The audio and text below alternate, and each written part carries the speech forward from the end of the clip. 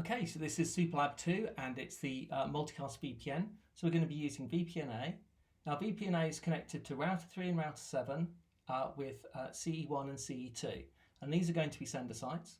VPN-A is connected to router 5, which will be a receiver site with CE4, and to router 1 with CE3, which is also a receiver site. Now router 8 isn't configured, and there's a static route on CE3 to push the multicast via router 1. So that just simplifies the whole setup. Now, we're not running rendezvous point on the PIM in this instance.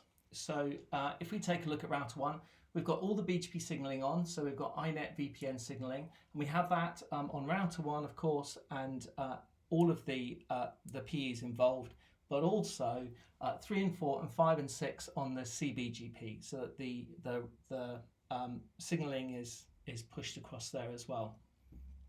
So let's have a quick look. Well, we've got a point-to-multipoint template. Of course, these are always in global, which is always worth remembering. Then here we are on the VPN-A. We're specifying the multicast SSM group range. And the reason is we're outside the range that Juniper considered an ordinary multicast. So we actually have to specify that a number as high as 239 is going to be our SSM group. Okay, what else do we have here? Well, we have the provider tunnel, which turns it all on, and that's pointing to the template, which of course is sitting there in global. And then we have the interfaces that we're running PIM on, and PIM's by default sparse.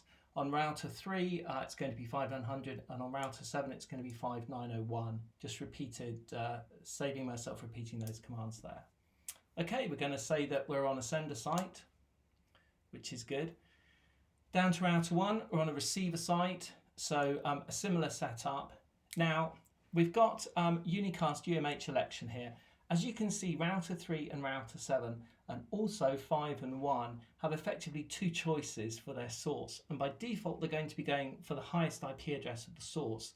Now, we'd like them to use the BGP selection algorithm in choosing that source. And the way to keep that the same across all of the receivers is to type unicast upstream multi-hop election, which is it'll come up with the same answer, and it will be stable across the cloud. Okay, so what do we have that's unusual here? Well, we have our targets.